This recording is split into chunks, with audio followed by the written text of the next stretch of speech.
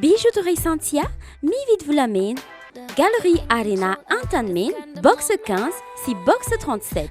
Tilcor, un véritable atout esthétique pour votre habitat. Différents colorés disponibles en magasin. Batimax. Tilcor, Nuljanoni, le JT. Bonobon vous présente le JT.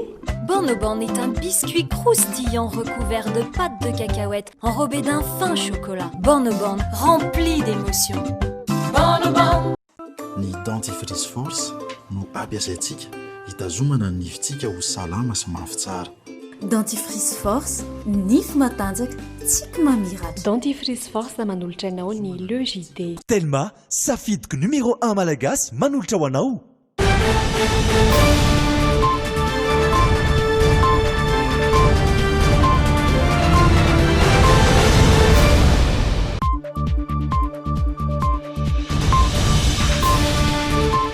Maraka amin'ny roapolo aogositra roapolo sy roa arivo manolotra ny araba tompoko kilasy tompoko vavy manasantsika mpanajana anaraka ny le JT hatramin'ny farany. Isan'ny votoatin'ny vaovao entina amintsika amin'ity anio ity ny akon'ny fanovana ny mpiangana sasany tao anatin'ny gouvernemanta tatany Premier Ministre Saint Christian eo ny maresaka iraisam-pirenena ary mazava ho azy ny antotanisa vaovao maneho ny fivoaran'ny coronavirus eto Madagasikara.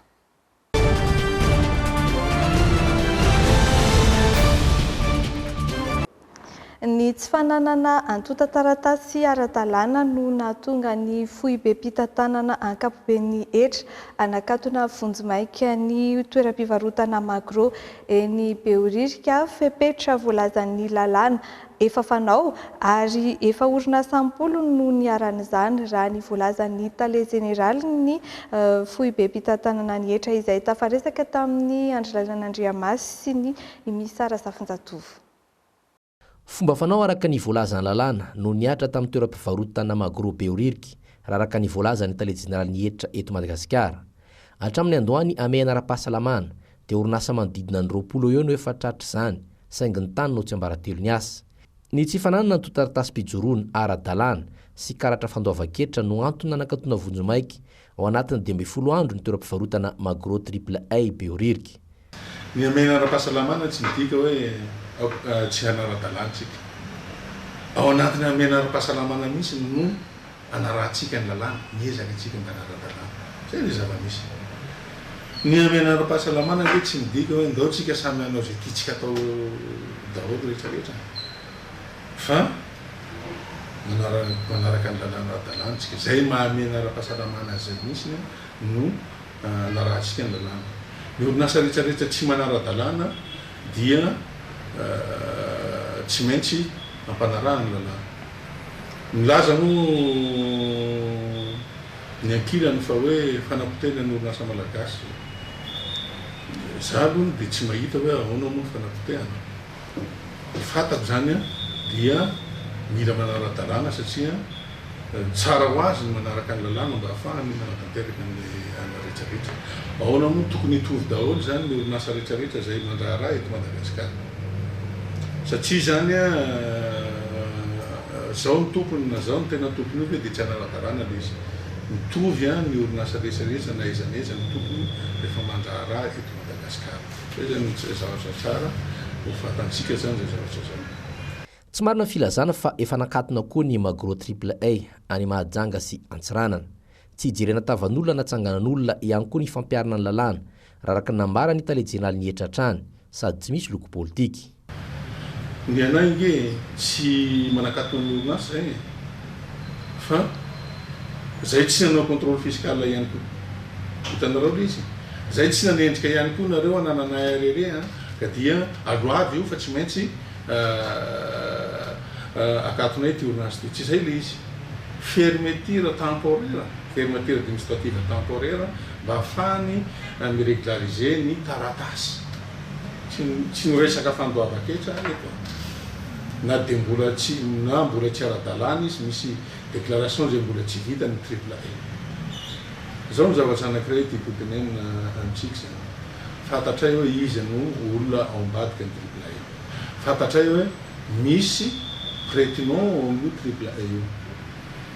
relation entre ny triple A sy ny groupe Tico zany tsara tenenanareo fa dia na ny usine tia na ny Antsirabe zany tia SARL zany dia ny triple A no manofa an'io 10 millions d'ariary isan-taona njaratsika angamba manakatsikatsy ny Magro ny 11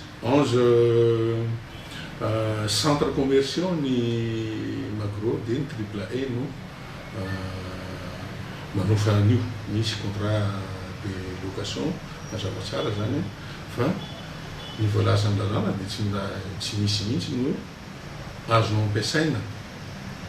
ampiasaina ny marque ny groupe tia SARL zany na ny groupe Tico nefa ny zava-misy dia ampiasainy daholo na tsika mahita an'ireny produit reny dia ny produit ny groupe Tico zany na ny tia no amidy.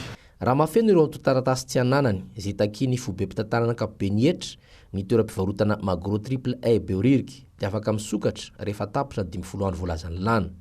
No maria ny telejinaly ny hetra raha teo fa mbola nana fanjakana trosana hetra 700 miliara ariary ny orinasa Tico. Hetra tambatra nanomboka ny taona 2024 no makaty.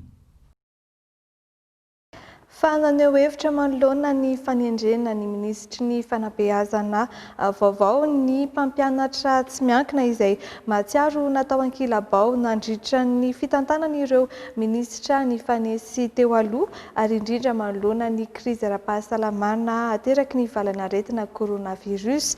Tokony efa hita ny lesoka ka manantena fandraisana andraikitra sy fiovana lehibe ireo mpampianatra avy amin'ny sekoly tsy miankina. Mitatitra ny hevitra izy ireo Iaina Rabarosoa sy Kasambola Manana. Teboka maro no napetraka ireo mpampianatra avy amin'ny sekoly tsy miankina ho an'ny ministry ny fanabeazam-pirenena vaovao. Isan'izany ny hanatsarana ny fomba fiasan'ireo ministra teo aloha izay nanao ankilabao azy ireo foana hatramin'izay. Eo ihany koa ny fijerena manokana ireo olana rehetra sedrain'ny mpampianatra amin'ny sekoly tsy miankina amin'izao amehana ara-pahasalamana izao. Maro ny point napetraka misy teboka maromaro napetraka anay tamin'ny nanatitra taratasy teny anivon'ny kabinetra ny ministera izahay mahakasika anay école privée voalohany ao anatin'izay ny ministra zay tonga rehetra teo dia nanao ankilabao ny sekoly tsy miankina.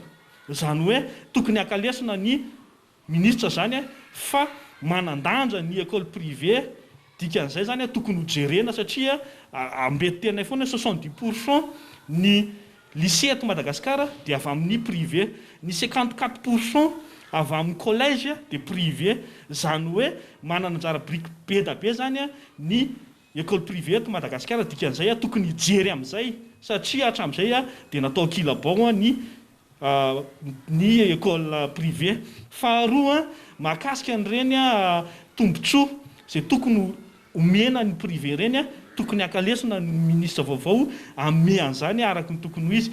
Manana devoir mangatsika mahakasika ny knapsa izay olona natao anatin'ity fampindramam-bola ho an'ny école privée ty tokony hijery ny ministra vaovao inona tokony hanampiana ny privé amin'izao amehana ara-pahasalamana zao. Maniry ny iverenan'ireo mpianatra manala fanadinana an-tsekoly ihany koa ny fikambanan'ny mpampianatra sy ny tale amin'ny sekoly tsy miankina. Mila torohevitra ny mpianatra mialoha ny hatrehan'ny fanadinana.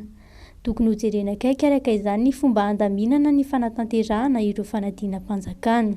Ny tena zavatra ngeda be dia mahakasika ny fanadinana.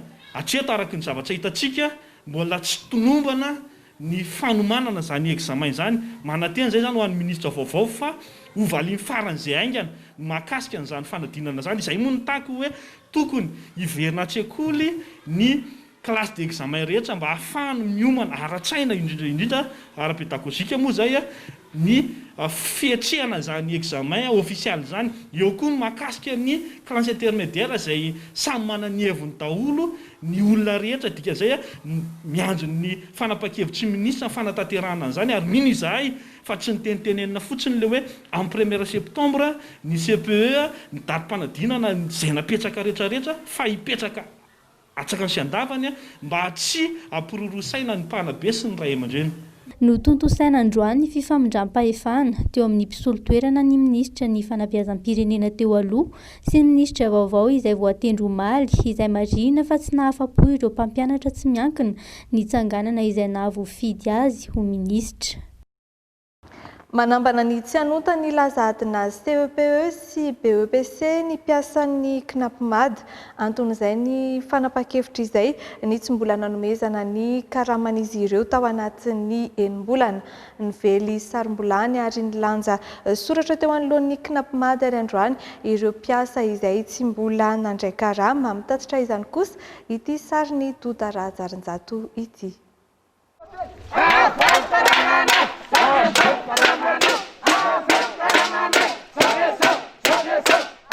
Urakoraka, fivelesana takobilany, filanjana soratra. Izay no nentin'ny mpiasan'ny KNAPMAD nanohizana ny tolona ho fitakiana ny hanomezana ny karaman'izy ireo tsy noraisina tao anatin'ny enim-bolana izay. Amin'ny anaran'ny mpiasan'ny KNAPMAD naovana ny mpifanambarana ity. Voalohany, mitaky tsy misy fepetra ny amoahana ny karamanay manitiny enim-bolana izahay. Faharoa, mitaky ny andavana ny volan'ny KNAPS ho an'ny mpiasa tsy misy fepetra. Nampalahelo ireto mpiasan'ny KNAPMAD ireto ihany koa ny tsy nandoavana ny volan'ny OSTI ka nahatonga ny naman'izy ireo narary ny afara tamin'ny fahafatesana. Antony nahafatin'ny lena manay marary manao traitement isanandro isanandro. Manana arety miteza izy, manana izy tension, manana izy diabete. Vokatra tsy fananana OSTI indray nitsaboany tena natonga nitariky ny fahafatesana. Fantatra fa mizara roa ny mpiasan'ny KNAPMAD. Misy ny miankina amin'ny fanjakana, misy 520. Ny ohatran'ny 70 kosa andanin'izay ireo mpiasan'ny KNAPMAD tsy miankina amin'ny fanjakana ary ireo no tsy mbola nandray karama tao anatin'ny enim-bolana. Ny vola fantana size fanadinana mariano etonto fantana size CPE sy BPC 724 no takinay hamoahana ny karamandreto mpiasa be dia be atandamosinay ato zao. Raha ohatra ka tsy voaloha reo mikasika ny fantana fanadina 724 zay takinay io andohana ny karamanay io tsy anjay anjara feny zahay amin'ny fanotana ny fanadinana 24 sa tsy zany e?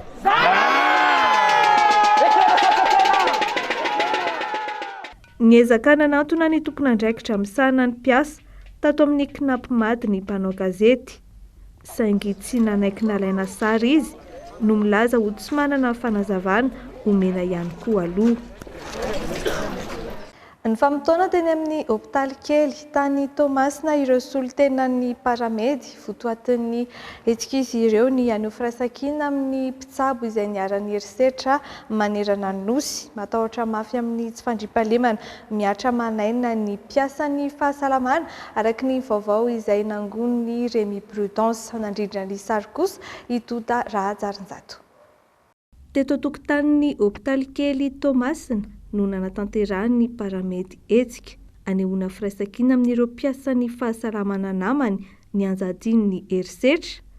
Miafara amin'ny fandratrana sy ny fandatsahan-dra ary ny famonoana izany herisetra izany ka toerin'ny paramedy.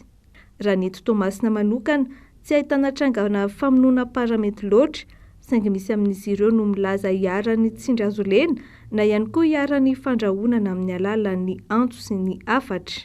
Misy ny sécurité fa tsy dia mitovy endrika le any amin'ny namana any amin'izay zone rouge misy dalo sy ny jiolany. Fa ny endrika eto zany dia misy zany noho ny menasy na avy amin'ny MNC inconnu indray mety avy amin'ny lehibe dia misy koa eo amin'ny marary sy eo amin'le mandray olona amin'ny alina no fo amin'ny alina nefa tsy fantatra le izy le olona ho raisinao ahoana ny miaraka amin'le olona nefa tsisy mesure de sécurité amin'le mpiasa fa maintsy manao ny asany izy. Dia indraindray mety misy olona mamo, misy olona tezitra zany dia miagressy le mpiasa na mivava io na miketsika na amina heritsanjy azy. Voatsela fa nialy ny talata 12 aogositra teo, lasibatry ny fanafiana ny paramety tao amin'ny CSBB Ampombo, distrikan'ny Petroka. Voatoto basy ilay rasazy iray, very ny entana. Sofa tsy izy io, hoy ny tenin'ireo olon-dratsy, satria tsy tao an-toerana ilay rasazy faharoa izay notadiavin'izy ireo ho vonoina tamin'io alin'io. Araka ity fampitam-baovao ity. Voalaza fa nitrangana fanafiana piasan'ny fahasalamana misa 7 ihany koa tany Amboasary Atsimo. Mpitsabo ny roa tamin'ireo niaramboina, paramedy ny 5 izay nitondra faratrana na fahaverezam-pananana avokoa noho izay erisetra izay. Matahotra mafy amin'ny tsy fandriampahalemana izay miatra manaina ny paramedy ka manaitra ny fitondram-panjakan'izy ireo mba hijery vahaolana. Hatramin'ny fiandohany ny ady amin'ny valanaretina coronavirus teto Madagasikara, tsy mitsahatra mitaky ny mangarahara mikasika ny fiaviana sy ny fampiasana teti-bola natokana amin'ny fiatrehana ny valanaretina coronavirus ny firaisamonim-pirenena, manao antso fanerana hatrany izy ireo manoloana ny zavamisy ary mampatsiahy ny fanamby nataon'ny filoha amin'ny kolikoly tsy misy indrafo mba hamerina indray ny fitokisan'ny olom-pirenena. Mamintona izay fanambarana izay amintsika ary i Jerry Edouard sy Doda Ratsaranjato. Efa nisy ny taratasy nalefa tany amin'ny tompona ndraiky tsy eo anivon'ny CCO tamin'ny volana Jona, nangataka ny lisitrireo tsena mba rom-panjakana saingy tsy mbola nahazo navaliny hatramin'izao. Nangataka ny famoahana sy ny fampiarana ny didim-pitondrana mikasika ny fametrahana ny fond de riposte Covid-19 ihany koa izy ireo saingy nandamoka. Tsy voavaly ny fitakian'ny olom-pirenena mangarahara sy ny tamberina ndraikitra noho ireo anton'ireo no nanaova ny firaisamonim-pirenena fanambarana. Manameloka ny tsy fampin'ny mangarahara sy ny fanankarozan-kevitra hatrany amin'ny fanatanterahana sy ny fitantanana ny teti-bola natokana hiadina amin'ny Covid-19, nateo aza ny antso fanairana nataonay mba hisiny ny fandraisana anjaran'ny mpisehatra rehetra. Meloinay ny tsy fampin'ny fandrindrana sy ny fanatanterahana ny plan multisectoriel de l'urgence iray volana ty aorian'ny fankatoavana izany. Tarika sy miteraka aiay amin'ny kolikoly ny tranga tahaka izany. Tsy ampirahateo ny teti-bola natokana ho an'ireo sampandrara misahana ny fanaraha-maso ny teti-bola mpanjakana sy ny androm-panjakana izay miady amin'ny kolikoly. Tara ny fijerena ny trangana kolikoly nalefa eny anivon'ny fitsarana avo na ny haute cour de justice ohatra. Raha 420 amin'ny 420 no hany mba nalefan'ny Bianco andrasana ny fitohizany raharaham-pitsarana avo mandritra ny fivoriana rahampitaona ny antemeram-pirenena. Angatahan'ny firaisamonim-pirenena araka izany ny fampiarana avy hatrany ny didim-panjakana momba ny fametrahana ny fond de riposte Covid-19 ary indrindra ny fametrahana komity iandraikitra ny tombana sy ny fanaraha-maso. Takiany izy ireo ihany koa ny fangararana ny fampiasana ny teti-bola natokana ho an'ny Covid-19, indrindra momba ilay tranga maneho fanolanana tombotsoa niteraka resabe tatoato teo amin'ny ministry ny Atany sy ny vadiny. Ny fiverena ny fitokisan'ny olom-pirenena no tanjona amin'izany, hahatanteraka indrindra ny fanamby napetraky ny filoham-pirenena milaza hoe kolikoly tsy misy indrafo. Olona iray avy any Iorumbeno nodomandry lavon'ny valanaretina coronavirus raha nitatitra voaray androany. 12 am'zato kosa andanin'izay ireo sitrana soamantsara ary 14 ireo tranga vaovao voamarina fa mitondra ny tsy mikaretina coronavirus ka ny antsasa mahery amin'ireo dia avy eto Analamanga avokoa. Indroary ny fitin'ireo antotanisa tsara ho fantatra maneho izay fivoaran'ny coronavirus eto Madagasikara zay eo amin'ny rindran-tsary ny Doda Ratsaranjato. 7 ny tranga vaovao an'ny faritra Analamanga ary 5 ireo sitrana soamantsara. Tsy nisy tranga vaovao kosa tany Vakinagaratra raha toa ka misaheny ireo sitrana tao Antsirabe. Tsy nisy tranga vaovao voatily ihany koa tany Bongolava, roa sitrana. Tranga iray vaovao no voatily tany Atsinanana ary tsy nisy ny sitrana vaovao tao anatin'ny 14 ora farany. Ho ana loatra Mangoro, 9 ny tranga vaovao, 13 ny sitrana soamantsara tao Ambatondrazaka. Matsiatra Ambony, 1 ny tranga vaovao, misa 4 kosa no sitrana. Tsisy tranga vaovao tao Atsimo Atsinanana saingy nisy ny sitrana tao Farafangana. Ho any Boeny, 1 ny tranga vaovao tao Mahajanga, 7 no sitrana soamantsara. Sofia, roa ny tranga vaovao tao Antsohi, 5 kosa no sitrana Soamantsara. Any Sava 5 ny tranga vaovao ka ny 3 tao Sambava, iray tany Antala ary ny iray tany Andapa. Misaenda ny tranga vaovao voatily tany Diana, ny 4 tao Atsiranana ary ny 2 tany Ambilobe, 230 kosa no sitrana. Tsisy tranga vaovao tany Atsimondrefana fa iray no sitrana Soamantsara. Tsy nahitana tranga vaovao ihany koa tany Androy, saingy 2 no sitrana Soamantsara. Mariana fa nisy tranga iray vaovao, saingy tsy fantatra hoe avy aiza. Nisan'ny fitiliana tao dia 520 sy 500 ny 470 sy 770 sy 700 tamin'izy ireo dia fitiliana PCR ary ny 700 kosa dia tamin'ny alalan'ilay teknika hoe Gene Expert. Tsara ihany koa ny afantarantsika fa ny fitambaran'ny fitiliana PCR vita teto Madagasikara zany hatramin'ity ora itenenantsika izao dia 230 sy 704 sy 5 alina. Nisan'ilay fitiliana Gene Expert kosa dia 20 sy 10,000. Tao anatin'ny 420 ora farany, 420 no voatilo mitondra ny tsimikaretina, 720 ny sitrana, iray no maty tany amin'ny faritry Orombe. Ny ena 400 ireo olona mbola mitondra ny tsimikaretina anatin'ny fitsaboana tanteraka amin'izao. Ny ena 7 kosa ireo manana fahasarotana soritra aretina ka 17 ny isan'izy ireo. Ny 720 amin'ireo forme grave eny amin'ny 70 ireo dia eto Analamanga avokoa, ka ny 720 amin'ireo 720 dia ao amin'ny hôpitaly Befilatanana, ny anaky 7 tsabonany amin'ny hôpitaly HJR Joseph Ravoangendrena Valina, ny anankiray eny amin'ny hôpitaly Anosiala, 7 ao amin'ny centre de traitement Covid-19 Mahamasina, 4 eny amin'ny CHU Andotapenaka, anankiray eny amin'ny CHU Amboniandra.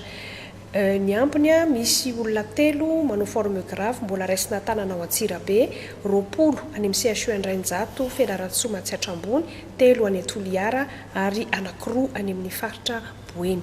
Hatramin'ny androany, 770 ny fitambaran'ny lavon'ny coronavirus eto amintsika, mbola tsaboina ny 430 sy 700 ary ny 903 sy 3 alina sitrana Soamantsara. Ao anatin'ireo 20 sy 400 sy 4 sy 1 alina voatilo nahitana ny tsimikaretina. Fotoatin-dresaka nambaran'ny ministry ny fahasalamana vaovao ny fanatsarana ny fomba fiasa eo anivon'ny fitantanana ny fahasalamana. Isan'izany ny fanomezan-toky anatsara sy anorina fotodrafitrasa maro manerana ny nosy ary tsy hanavahana fa samy sitraka izany ny tanan-dehibe, ny distrika ary ny commune. Nanome tsodrano azy ihany koa ny ministra teo aloha Amadamady antanteraka izay vina izay. Tatitra ny vaovao koa sy Iana Rabaroso sy Kasambola Manana. Totosa androany teny amin'ny ministeran'ny fahasalamam-bahoaka ny fifamindram-pahefana teo amin'ny ministra teo aloha Amadamady sy ny ministra vaovao izay voatendro omaly Rakotovao Antrala Jean-Louis. Nanome toky ny vahoaka ity farany tamin'ny fandraisan'ny fitenenana fa vonina ny hanatsara sy hanorina fotodrafitrasa vaovao eto Madagasikara entina hampandroso ny fitantanana eo anivon'ny ministeran'ny fahasalamam-bahoaka ary indrindra entina hiadiana amin'ny valana aretina Covid-19. Araka ny fanambarany Andriamatoa filohan'ny Repoblika moa zany dia araka ny fafantatra reo raha teo manomboka omaly fa anisany ankinina amintsika dia ny anatsara sy anorina fotodrafitrasa maro manerana ny nosy tsy mijanona an-tanan-dehibe ihany zany fa makany amin'ny distrika ary mipaka hatrany amin'ireo commune sasatsasany zany asa manokana izany. Isan'ny nambaran'ny ministry ny fahasalamam-bahoaka vaovao androany ihany koa ny resaka fampitaovana. Tsy afaka mandeha ny fotodrafitrasa raha tsy misy fampitaovana miaraka aminy, indrindra amin'ny resaka fahasalamana. Mampanantena araka izany ny tenany fa vonina ny hijery ireo fampitaovana mifanaraka amin'ny fotodrafitrasa vaovao haorina ary ho tonga eny fotony avokoa izany rehetra izany soa ny vahoaka malagasy tsy ankanavaka. Reny fotodrafitrasa reny dia tsy afaka andeha amin'izao fotsiny raha amin'ny resaka ara-pahasalamana izany fa tsy maintsy misy fampitaovana ao anatiny ao. Ho jerentsika ny fampitaovana mety amin'izany foto-drafitrasa marobe izay atsangana miaraka amin'ny ireo filohan'ny repoblika sy andriamatoa premier ministre izay nanome afantatsika tsara nanamafy ny resaka an'izany omaly. Ankoatran'izay moa dia misy zavatra tsy maintsy mbola ho jerentsika fa tsy vita androany zany. Fa ataoko hoe ho avy ny fotoana izay ampahafantarana ary tsy ho ela satria mba fiatodina koa isika. Fa na dia zay fotsiny ary dia fa ngeza be zay ary ataoko fa mamaly ny etaetan'ny vahoaka satria midina any fotony ireny foto-drafitrasa reny midina eny fotony koa ny fampitaovana ao anatiny. Tsintsahatra antsotra ny minisitra vaovao kosa ny minisitra teo aloha Hamadamada mba hatontosany ady mafy miandry azy amin'ny fitantanana ny fahasalamam-bahoaka. Mbola vonona nefa hoy izy ny tenako hanampy raha ilaina izany amin'ny mapa. Eo amin'ny maresaka avy any ivelany fanampin'ny ministry ny fahasalamana any Autriche ny tsy ampiasana arovava any an-tsekoly rehefa tonga ny fidiran'ny mpianatra amin'ny volana septambra ho avy izao. Tahak'izay ihany koa ny fampelezana sy ny fampiroboroboana ary ny fampirisihana ny olona hanao gararaka mandritra ny fitiliana ny coronavirus. Any Espagne kosa dia milaza ny hitokana ny mpampianatra satria mampanazy ireo ny tsy fisian'ny fepetra fiarovana amin'ny coronavirus. Sary Euronews. Propagation du coronavirus dans ces écoles. Tsy fakana singa anatiorina no ampiarina amin'ny mpianatra eto. Fa fatrana rano kely no amamina na nasiana sira no omena ataon'izy ireo gararaka mandritra ny 2 minitra. Arorana iny avy eo ary atao fitiliana. Et nous avons réalisé des études. Na zaza enitaona aza mahavita manao gararaka tsy misy olana mihitsy. Azo ampitaina tsara ny fitiliana fakana singa amin'ny orona sy ny amin'ny gararaka. Matetika tsy ahitana soritra aretina ny ankizy.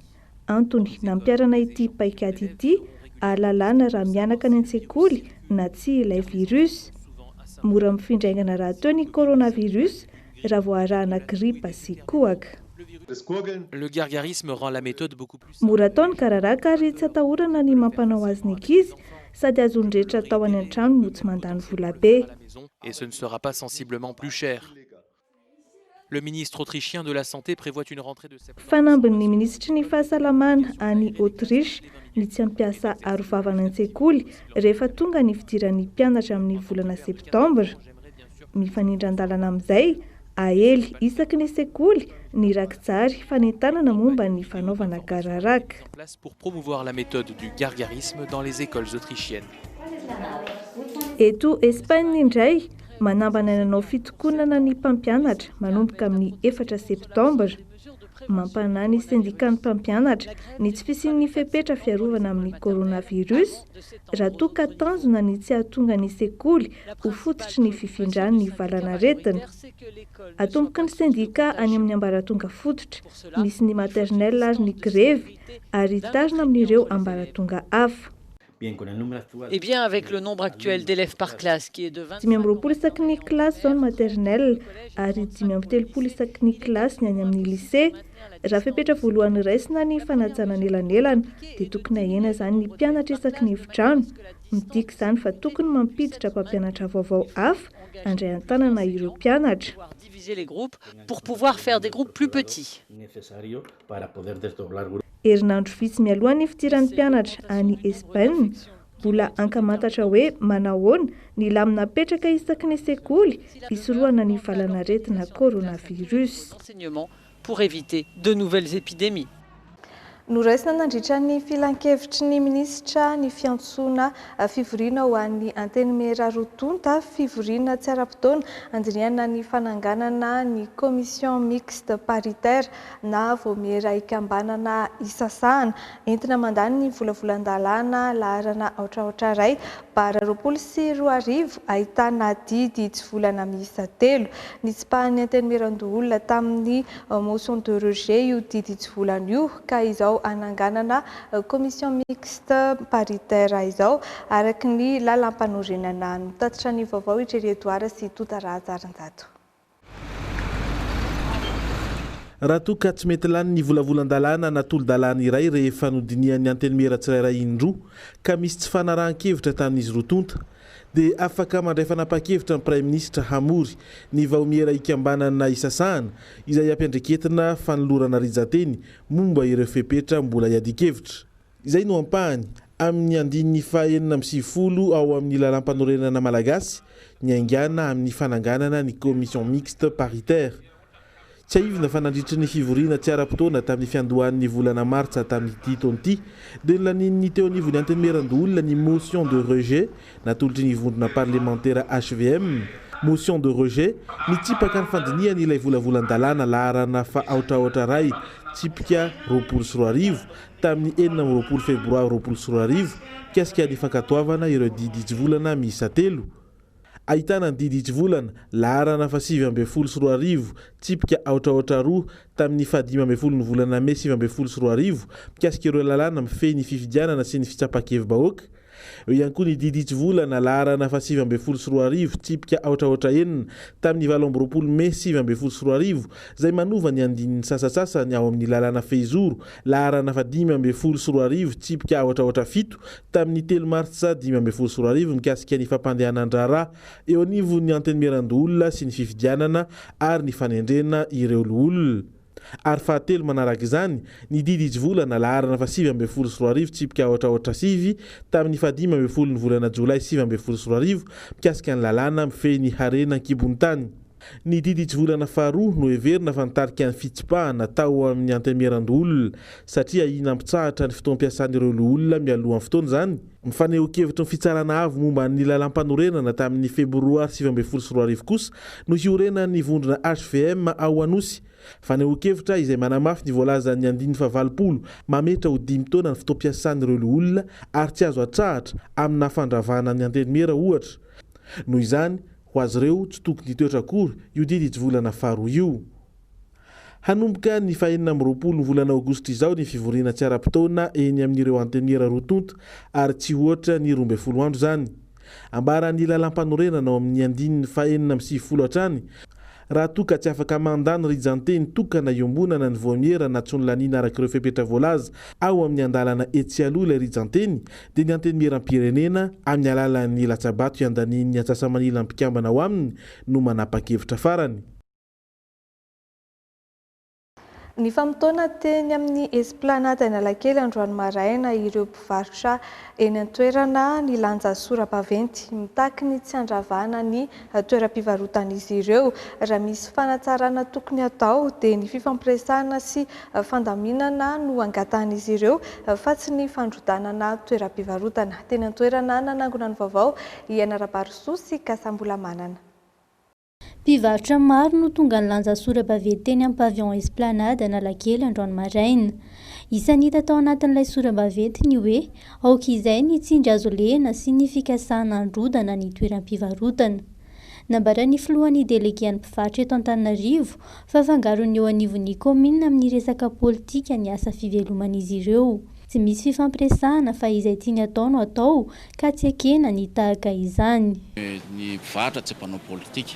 Raha misy nitsindry atsy aroa azy indrindra na manao kazo fehibeny satria ilaina ihany ny teny ampahendrena manoloana ny zavatra ohatran'izao hoe nitsindry atsy aroa na zavatra mety iseho ny fampidiniana ihany mety handravana an'izany satria mpivarotra be dia be araka ny teniko teo izay avokaavoka mamelona ny tanàn'Antananarivo ireo ka raha misy mifanatsarana tena tiana atao ampandrosoana ny tanàn'Antananarivo sy ireo mpivarotra dia mila fampidiniana eo amin'ny satria varotra tsy mpanao politika, ny fanao politika amin'ny fanimo mitantana ny Antananarivo no misy zavatra miseho any dia lasa ilay mpivarotra amin'ny victime izay ny tena arovanay tompoko. Misolo tena ireo mpivarotra rehetra manerana ny Antananarivo ihany koa ireto mpivarotra ireto.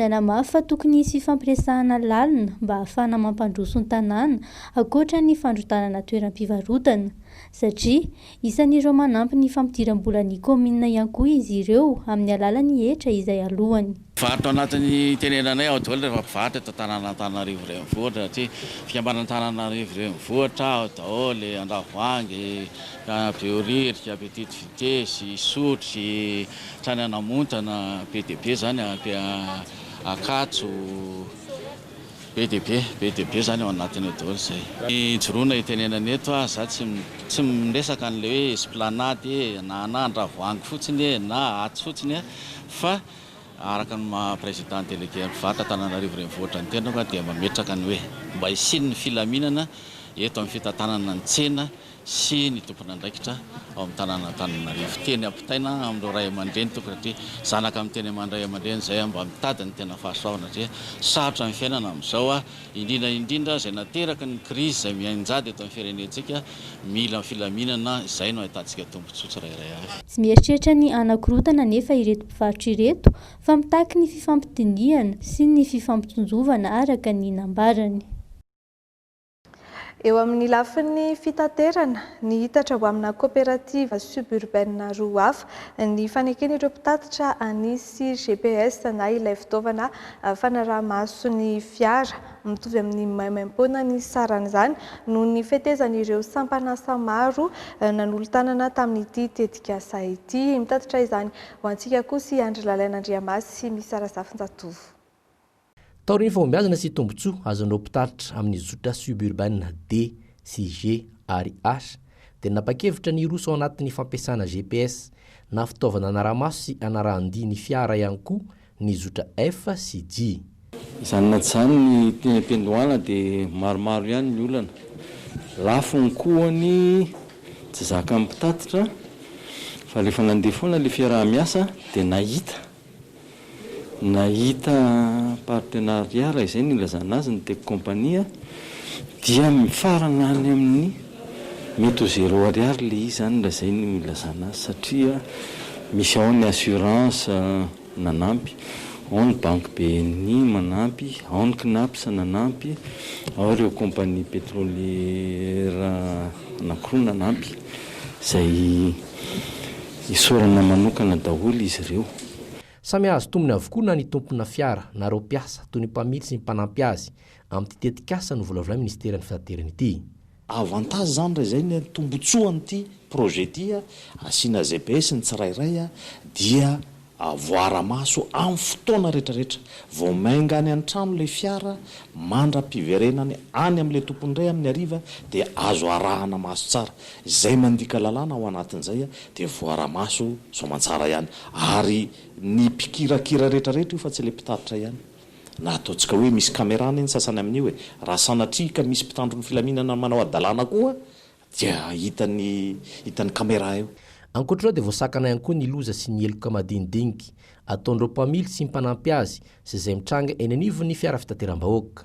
Ho an'ny mpanjifa indray dia mazava loatra zany fa voalohany indrindra aloha tsisy toy ny anao tangy be sy ny aksisika any anaty tomobila satria tazana amin'le GPS daholo le izy. Tsisy toy ny olona angalangalatra koa anaty tomobila satria azon'le caméra daholo ihany koa lay zavatra rehetra mitranga ao anatiny tomobila zany en sécurité kokoa zany ny mpanjifa. No tanterana androany ny fifanaovantsony nanekeny CNAPS sy ireo mpananjara solika ary orinasam-piatohana mba hanamaivanina ny vola fanaisana anjara mirotsaka amin'izy ireo alohan'ireo mpitatitra sy mpamily ary mpanampy azy mampiasa ny GPS. Mitovy amin'ny maimaim-poana noho izany ny sara ny fametahana sy ny fampiasana ny GPS.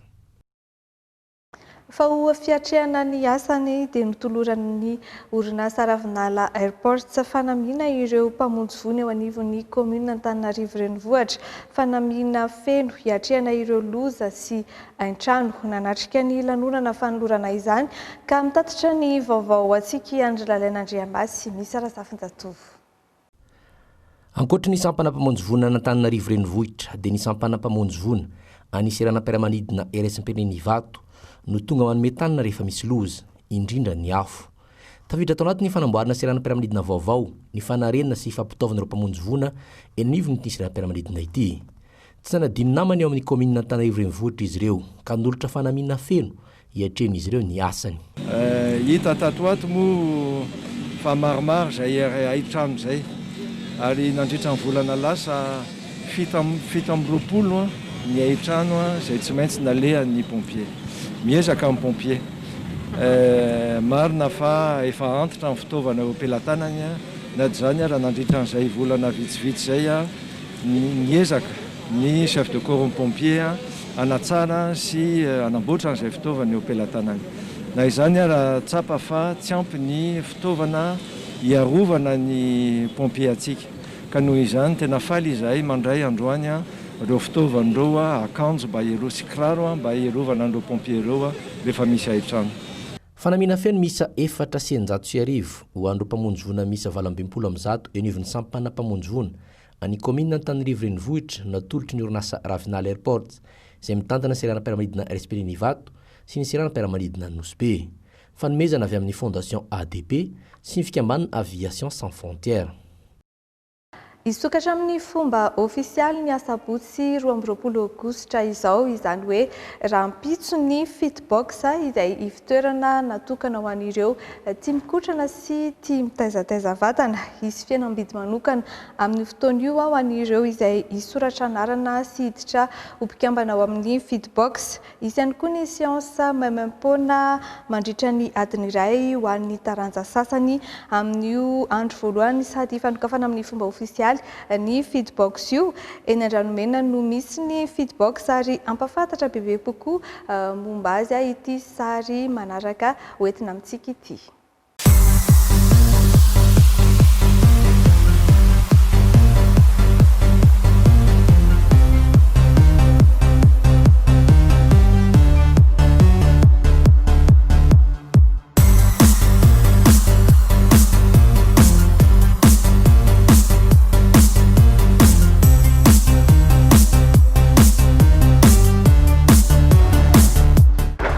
Miarabanao tonga soa eto amin'ny fitbox Andranomena araka an'izay anaran'izay hoe fitbox moa dia centre de remise en forme zany izy ity izay ahitantsika ka fanaovana cardio ny fanaovana muscu mandrosotsika ty ny stéroïde zay simulateur na escalier moa izy ity zay tsy atao ngamba fa tsy dia mbola hitantsika any anatin'ny salle any afa-tsy atao amin'ny fitbox ato ny tapis de course zay efa fahitantsika matetika efa tena professionnel tanteraka moa ny machine tsika rehetra ny partie fanaovana jambe machine rehetrarehetra fanaovana jambe ny ischio ny quadriceps feno daholo ny machine tsika mandrosotsika ty ny bikine ny rameur ary ny partie ny fanaovana musculation moa zany indrindrandrindra tena completa teraka ny matositsika rehetrarehetra ato naony arak'izao hitantsika zao ny vis-à-vis ny machine smith machine zay afaka anaovantsika ny jambe ny pectoraux ary ny presse cuisse ary indrindra koty machine na épaule tia ny shoulder press zay mbola vo eto amintsika ihany koa ngamba misy an'ity machine ity ary tsy adinitsika indrindrandrindra ny salle na cours collectif zay ahafahantsika manao ny zumba sy zay rehetrarehetra cours collectif ny cuisse abdos fessiers ny CAF isy ny promotion amin'ny inscription sy ny abonnement amin'ny sabotsy 12 aogositra ho avy zao zay fotoana isokafan'ny fitbox amin'ny fomba ofisialy dia misy ihany koa ny séance gratuit na 1 heure be zao ao amin'ny musculation sy ny cardio amin'io sabotsy io ihany dia manasa antsika zany ho avy amin'io sabotsy io satria azo tombony be ianao amin'io dia zay fa manasa anao ho avy.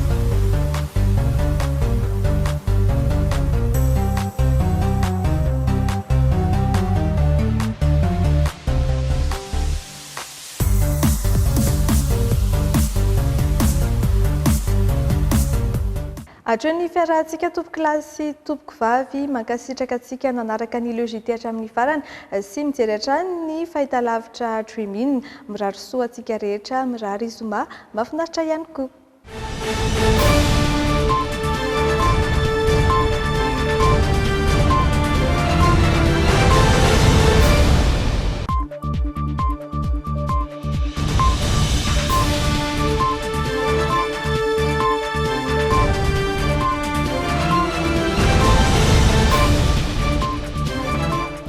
Telma, safidiko numéro 1 malagasy manolotra ho anao.